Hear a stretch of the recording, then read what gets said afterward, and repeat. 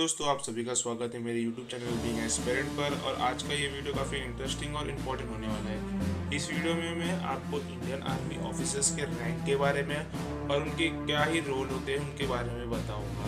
तो चलिए वो वीडियो शुरू करते हैं।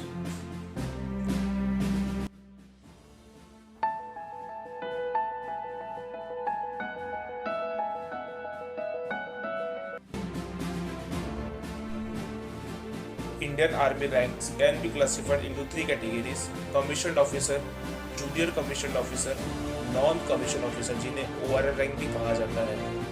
तो सबसे पहले हम बात करेंगे लेफ्टिनेंट रैंक के बारे में। लेफ्टिनेंट के शोल्डर पर 2 5 पॉइंटेड स्टार्स लगे होते हैं। ये भारतीय सेना में शुरुआती कमीशन रैंक होता है। IMA OTA जैसे एकेडमी से जब एक यंग ऑफिसर पास आउट होता है उसे लेफ्टिनेंट रैंक मिलता है।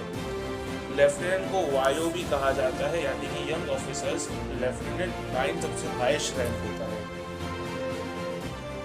चलिए अब बात करते हैं कैप्टन रैंक की। कैप्टन के यूनिफॉर्म पर 3 5 पॉइंटेड स्टार्स लगे होते हैं। एक कमीशन्ड ऑफिसर को 2 ईयर के सर्विस के बाद लेफ्टिनेंट से कैप्टन बना दिया जाता है। कैप्टन बनने के लिए आपको कम से कम 2 साल की सर्विस होनी चाहिए। आपको बता दूं, कैप्टन 8 हाईएस्ट कमीशन रैंक होती है।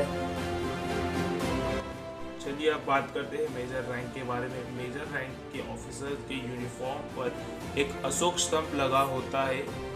एक ऑफिसर को कैप्टन से मेजर बनने के लिए 6 ईयर की सर्विस करनी पड़ती है और पार्ट बी का एग्जाम क्लियर करना पड़ता है। वही मेजर रैंक इंडियन आर्मी में 7th highest commission officer rank होती है।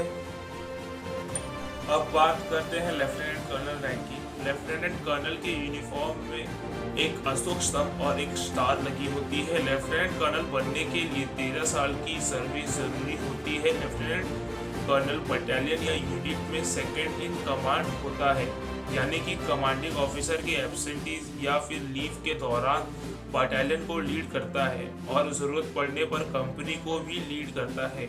वही मैं आपको बता दूं, lieutenant colonel 6 highest commission rank होती है।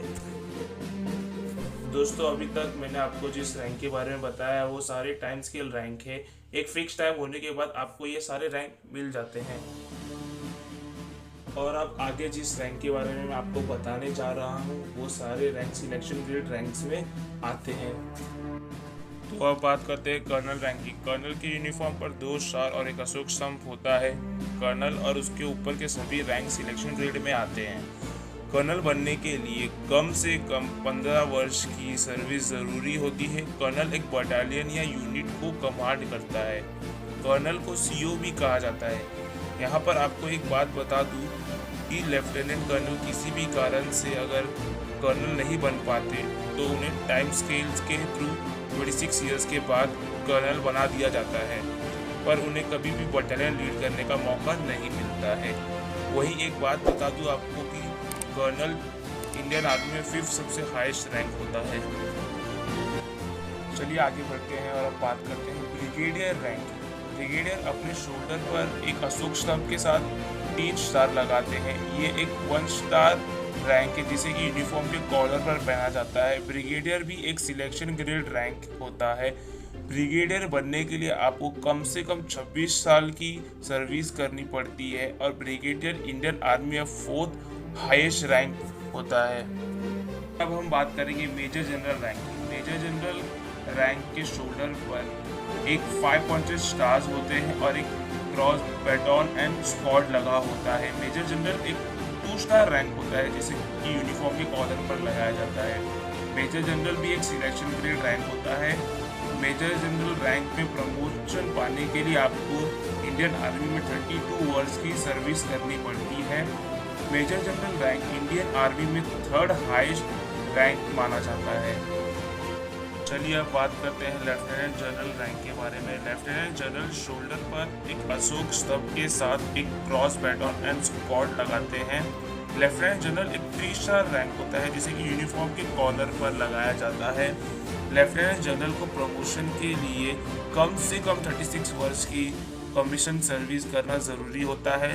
लेफ्टिनेंट जनरल भी एक सिलेक्शन ग्रेड रैंक में आता है। लेफ्टिनेंट जनरल इंडियन आर्मी में second highest commission officer rank होता है। अब फाइनली बात करेंगे जनरल रैंक की।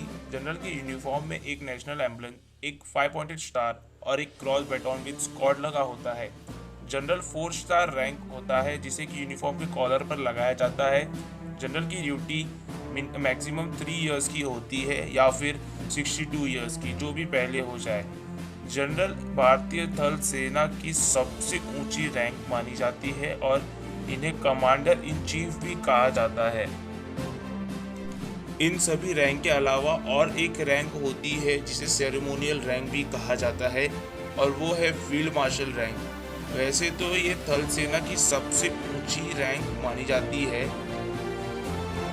ये पद किसी को सम्मान के रूप में दिया जाता है, ना कि किसी नियमित अधिकारी को दी जाती है। आपको मैं ये बात बता दूं कि ये रैंक अभी तक सिर्फ 2 ही लोगों को मिला है, जिनमें से एक है फील्ड मार्शल सैम मानेकशॉ और फील्ड मार्शल के एम करियप्पा।